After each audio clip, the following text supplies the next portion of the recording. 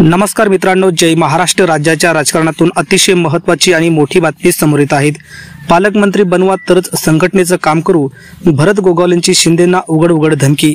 मित्रांनो, नेमकं प्रकरण काय, सविस्तर बातमी या व्हिडिओच्या माध्यमातून जाणून घेऊया. त्या अगोदर तुम्ही जर चॅनलवर नवीन असाल तर चॅनलला सबस्क्राइब करून बेल आयकॉन प्रेस करा. महायुतीमध्ये रायगडचे पालकमंत्री पदावरून मोठं घमासान सुरू आहेत. रायगडचे पालकमंत्री बनवा तरच संघटनेचं काम करू अशी धमकीच शिंदे गटाचे मंत्री भरत गोगावले यांनी उपमुख्यमंत्री एकनाथ शिंदे यांना दिली आहे. तर सहपालकमंत्री बनणे हे खपून घेणार नाही असा संताप आमदार महेंद्र थोरवे यांनी देखील व्यक्त केला आहे. आज गोगावले समर्थकांनी शिंदे यांच्या रत्नागिरी मुक्तागिरी बंगल्याबाहेर मोठं शक्ती प्रदर्शन करत राजीनामे दिले. त्यामुळे शिंदे यांना दरेगाव सोडून मुंबईला रवाना व्हावे लागले. त्यामुळे शिंदे गटाला हा मोठा धक्का मानला जात आहे. रायगडचे पालकमंत्री पदावरून शिंदे गट आणि महायुतीमध्ये अतिशय मोठा तणाव निर्माण झाला होता आणि या पालकमंत्री पदावर आता महायुतीकडून स्थगिती देण्यात आली आहे.